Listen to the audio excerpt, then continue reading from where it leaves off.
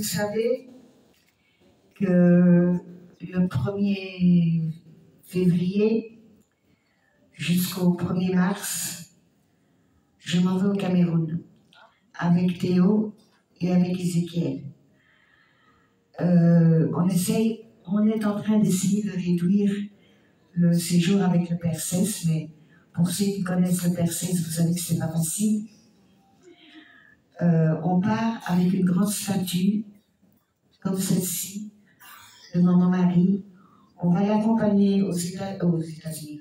On va l'accompagner au Cameroun, l'implanter au Cameroun, afin que là-bas aussi, elle fasse des merveilles. Voilà. Évidemment, le Père Cès en profite pour nous faire travailler, ça c'est clair.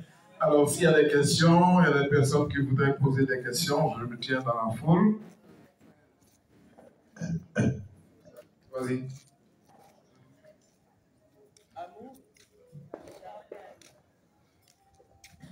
Amour. Amour. Je bénis le nom de Maman Marie, mère de la charité chrétienne, pour ce temps aux États-Unis. Merci, Maman, pour ton dévouement, comme on le sait. Moi, j'aimerais savoir si nous devons retenir comme symbolique de ce miracle des roses à Harlem le fait que la Vierge dise qu'elle va ouvrir les portes. Donc, pour ceux qui sont là-bas, pour tous les enfants de MMCC à travers tout le monde entier, ou bien derrière ce miracle-là, il y a encore autre chose que nous devons comprendre, au-delà de ce que tu viens de dire. Pour le moment, tout ce qu'elle dit, tout ce qu'elle a dit, c'est que peu importe, et ça je le répète, qu'on soit enfant de MMCC ou qu'on soit d'une autre religion, toutes les portes, qu'on soit musulman, protestant ou MMCC, sont derrière ces roses.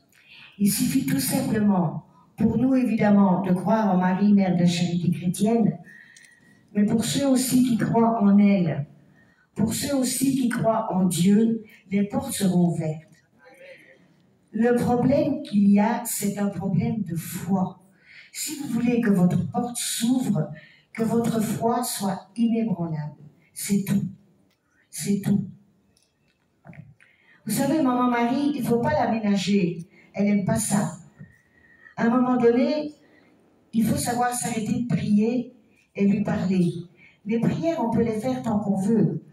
Mais la prière du cœur, elle est unique. Il faut lui parler. Il faut vraiment lui parler en vous disant que c'est votre maman que vous avez devant vous et qu'elle peut tout entendre. Voilà. Encore quelques questions?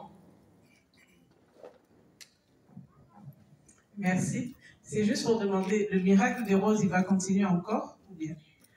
Ben, j'ai eu Emmanuel tout à l'heure. Les roses sont toujours intactes. Elles sont toujours intactes. Et d'après Emmanuel, il y a de plus en plus de personnes qui viennent s'agenouiller devant les roses. Qu'on soit MMCC ou pas, il m'a dit que tout à l'heure, quand il est rentré à l'église, il a trouvé plein d'hispaniques agenouillés devant la rose. Voilà. Mais ce n'est pas une rose, c'est 2 roses.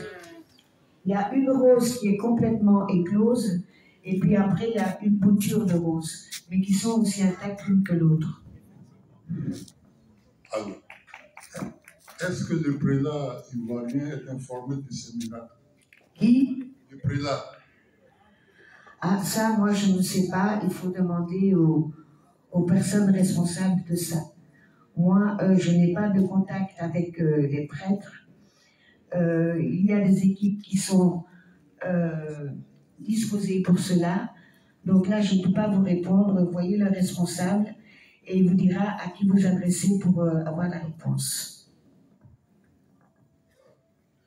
Alors, si on n'a plus de questions, on va ovationner Marie-Mère de la charité chrétienne pour sa servante Chantal Magui, qui, malgré son état, a tenu à être avec nous. Voilà. Il exagère un peu. Hein. J'ai mal aux pieds, c'est tout.